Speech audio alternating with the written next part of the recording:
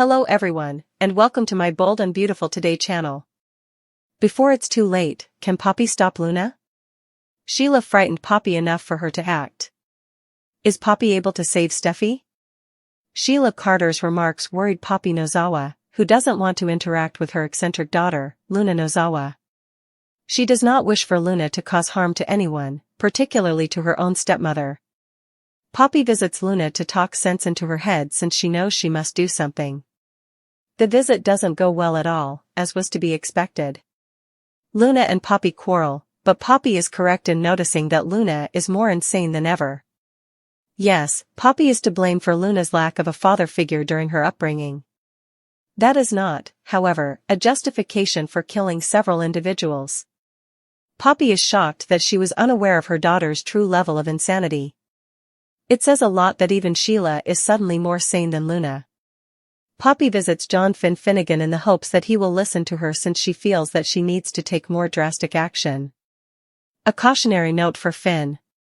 Sheila has been attempting to alert Finn and Steffy Forrester Finnegan to the danger of Luna and her determination to ruin Steffy by any means, but they are unaware of this because they have refused to answer Sheila's calls. Poppy decides to take matters into her own hands after sensing the similar vibe when speaking to her insane daughter. Even though she knows she would be ignored, she doesn't merely answer the phone. She goes to Finn's workplace, where she also encounters Lee Finnegan, her sister. Poppy insists on telling Finn and Lee that they should all keep an eye on each other because she is pursuing Steffy, even though they don't want to see her.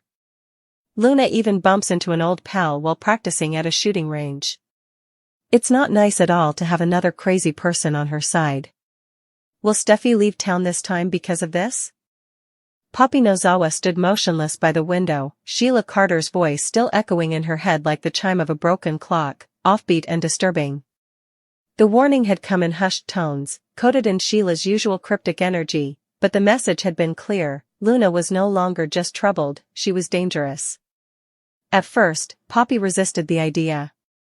As Luna's mother, she had spent years dismissing signs, looking the other way, insisting that her daughter's erratic behavior was just a product of a complicated childhood. But Sheila's eyes, wide with something that might have been genuine fear, told another story. And it shook Poppy to her core. After all, when Sheila Carter tells you someone is unhinged, it might be wise to listen.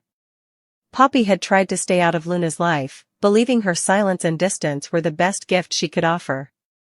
Yet, here she was, pulled back in, terrified that if she didn't act now, it would be too late, not just for Luna, but for Steffy Forrester Finnegan, the woman Luna had come to irrationally despise. The woman Luna now seemed obsessed with destroying.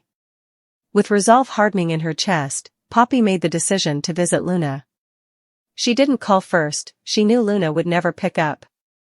Instead, she showed up at her apartment unannounced, the tension already coiling in her stomach as she waited outside the door.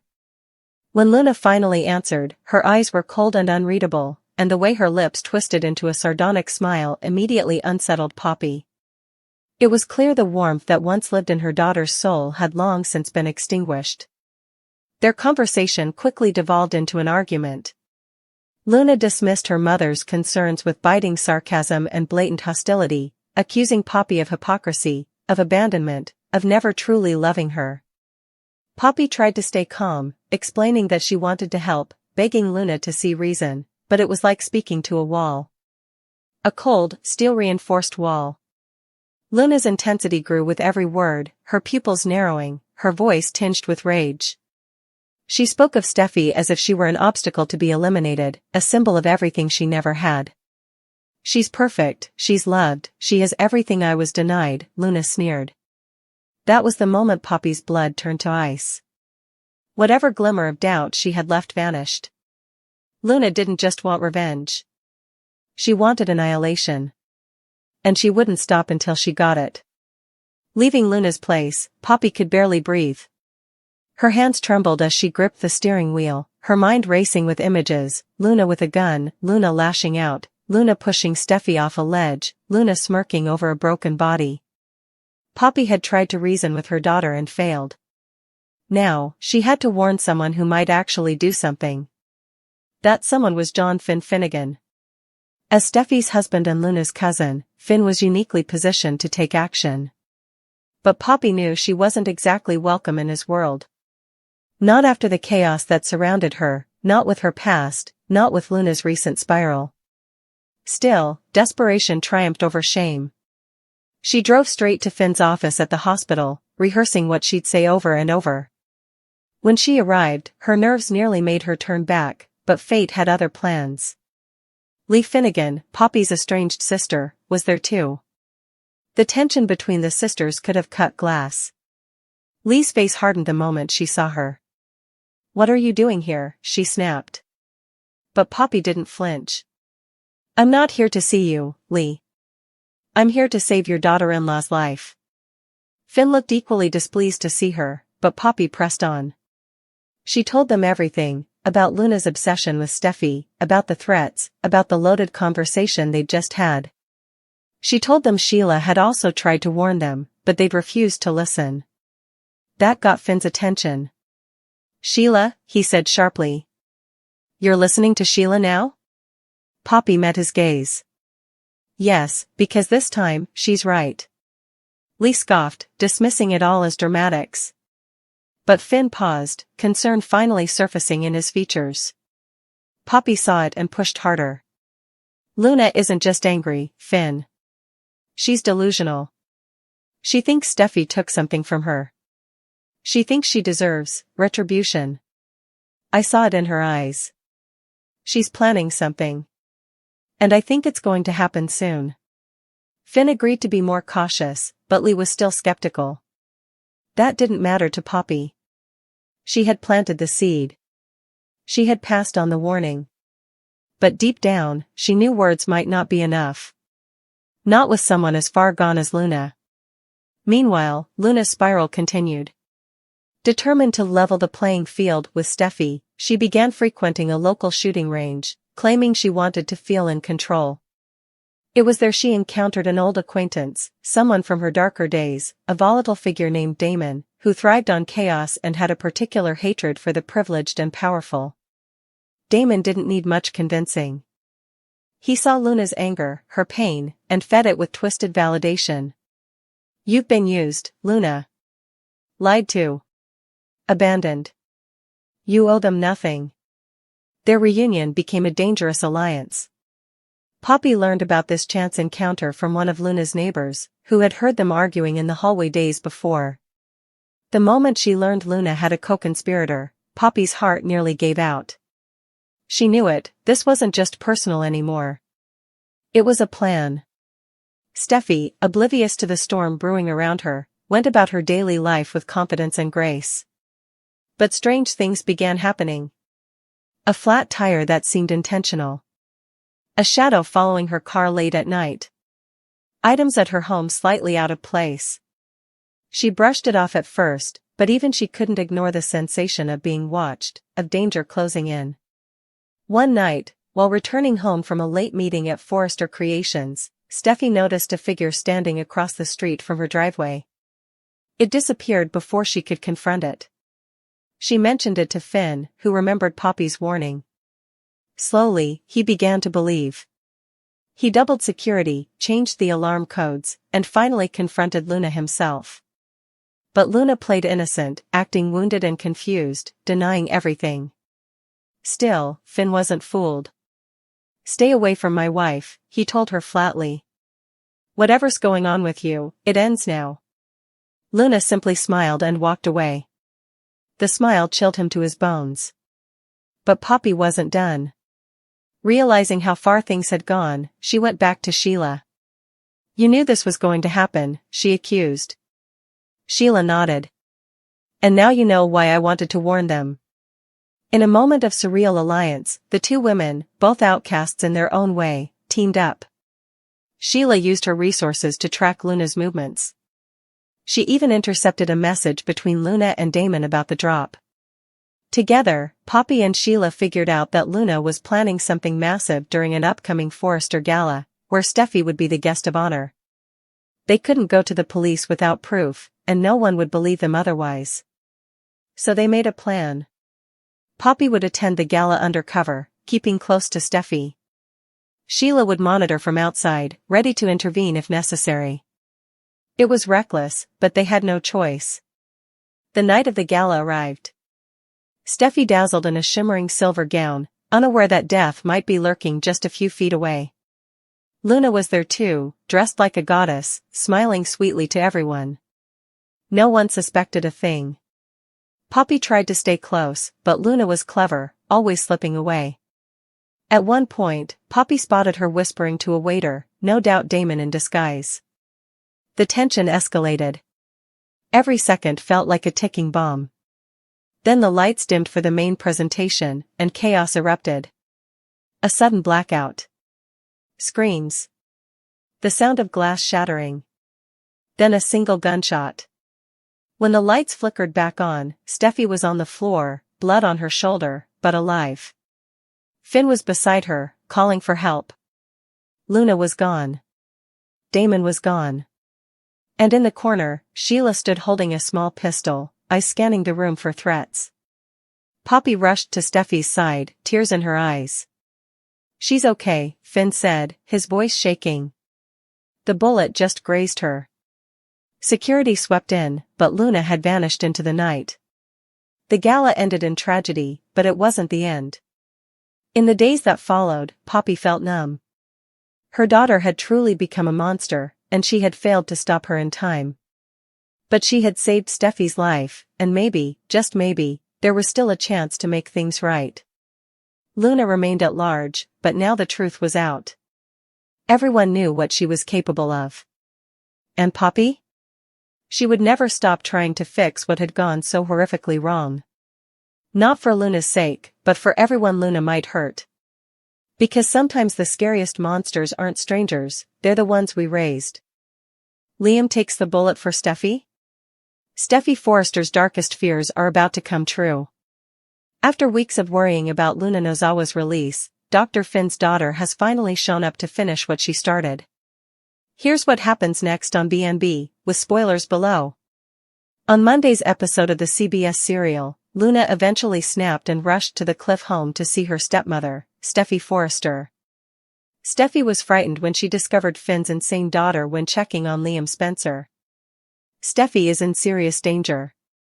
The only person who knows Steffy Forrester is in danger right now is her estranged mother-in-law, Sheila Carter. Dr. Finn has no idea that his daughter has gone on another murdering spree and intends to eliminate Steffy for good. Could this be Liam Spencer's opportunity to save Steffy and win her back from her husband? B&B viewers are aware that Liam is now facing an aggressive brain tumor and fears he is nearing the end of his life. If you knew you were dying and had the opportunity to take a bullet for a loved one and save them, would you? It's no coincidence that Steffy's dying baby daddy finished declaring his love for her and his family just before Luna arrived. Luna's got a gun.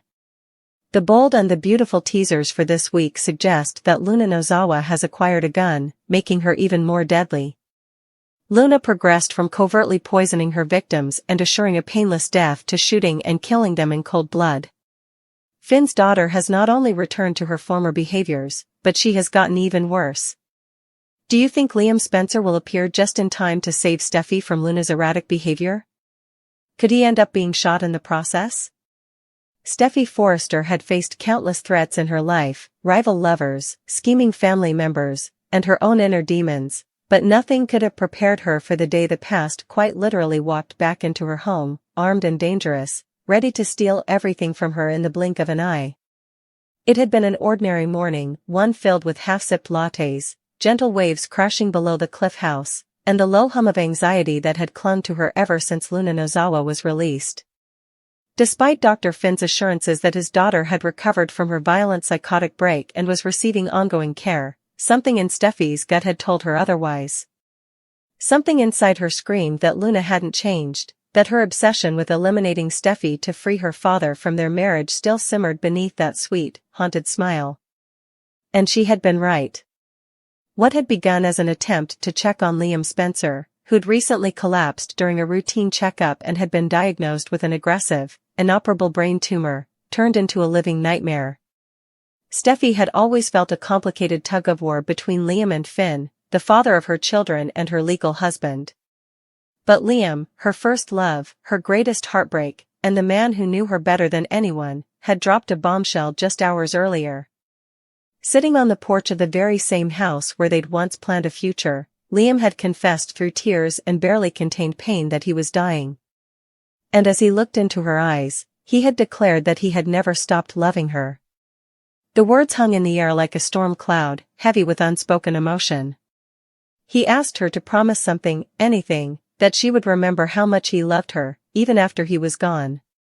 And then, with a weak smile and hand trembling against his temple, he'd left her to rest. That should have been the end of the day's drama. But Steffy's world was never that simple. Hours later, with an eerie quiet descending over the beach, Luna returned. She came in like a shadow, hair wild, eyes hollow, and most terrifyingly, with a gun in her hand. Luna's descent into madness was swift and sharp. She had evolved from a misunderstood daughter caught in the crossfire of toxic love triangles and family secrets into something else entirely. No longer content with whispers of poison and shadowy threats, Luna had become something far more dangerous, a woman with nothing to lose and a single target. Steffy. With a voice soft like silk and eyes gleaming with hatred, Luna confronted her stepmother in the living room. She accused Steffy of destroying her father, of stealing him away from the life he could have had, of being a manipulative puppet master that tore their family apart. And Steffy, torn between fear and defiance, tried to reach her.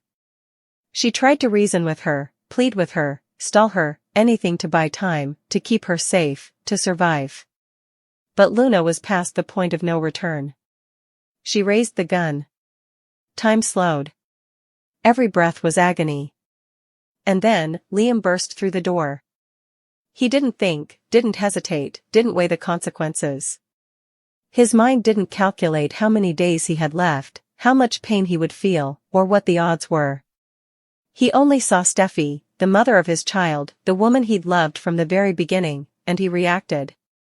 In a heartbeat, Liam threw himself across the room. A single shot rang out.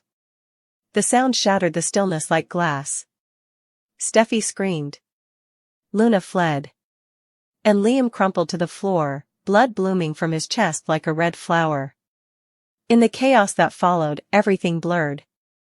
Steffy dropped to the ground, cradling Liam in her arms, sobbing his name, begging him to stay awake. He looked up at her with unfocused eyes, smile weak but still somehow full of peace. "I told you," he whispered, voice strained and raspy, "I'd always protect you." Sirens wailed in the distance, drawing closer. Sheila Carter, who had seen the confrontation from afar and alerted authorities, stood outside, stunned, unsure whether she had finally done something right or just set another chain of horrors in motion. Meanwhile, Dr. Finn, still unaware that his daughter had become a fugitive once again, received the call that shattered his world. His daughter had shot someone. Again. And not just anyone. Liam Spencer. The man who once vied for Steffy's love. The man who, in his dying days, had chosen selflessness over bitterness. At the hospital, the team worked furiously to save Liam. Steffy stayed by his side, never letting go of his hand. As she watched the monitors beep steadily, she thought about every moment they had shared, every fight, every kiss, every tear, every laugh. Liam was so much more than a former flame, he was part of her soul. And now, he was a hero. In the days that followed, Luna was apprehended and taken into custody, her fate uncertain but sealed with yet another tragic chapter. Finn, devastated by the realization of what his daughter had become, held Steffy with trembling arms and apologized for everything. But things were no longer simple. Liam's selfless act had reopened a door Steffy thought had been closed forever. And when he awoke, miraculously stable despite the odds, he didn't ask if he'd survive. He asked if she was okay. She smiled through tears, whispered yes, and kissed his forehead. And in that moment, Steffy knew her life would never be the same. Not because of the bullet that had nearly taken Liam's life, but because of the love that had lived between them all along, quiet, unwavering, and willing to die to save her. Deacon Sharp had been through his share of bizarre days, but nothing quite like the one unraveling before him as he and Sheila Carter burst through the door of Luna Nozawa's upscale apartment in downtown Los Angeles. The door flung open with a crash, echoing down the corridor, a testament to the urgency burning in Sheila's eyes that had seen too much, manipulated too many, and yet still retained the desperation of a mother clawing at control. Deacon had barely kept up with her as they charged up the stairs after failing to get a response from Luna, who hadn't answered any of their calls for 2 days straight. The silence had set Sheila on edge, and when she couldn't reach her son Finn either, paranoia took over, fueling a suspicion she couldn't shake. Deacon, more cautious but no less concerned, followed reluctantly, his heart pounding more from the adrenaline than the exertion. As they breached the threshold, they were instantly greeted by a scent of something unplaceable, floral yet acrid, and a heavy silence that felt unnatural, as if the apartment were holding its breath. The living room was dim, though it was noon, the blinds drawn tightly shut, and the air was oppressively warm, thick with the weight of a mystery yet untold. Sheila's heels clicked urgently against the hardwood as she stormed deeper into the space, her voice a rasped whisper. "Luna," she called out, her voice echoing too long for comfort. The walls didn't answer, nor did Luna. Deacon's eyes scanned the apartment, noting the details that didn't belong, an overturned mug by the kitchen island, fresh lilies wilting in a vase, a phone buzzing softly beneath a throw pillow. He picked it up, Luna's phone, unlocked. Sheila was already ahead, peering into the hallway toward the bedroom, tension bristling off her like static.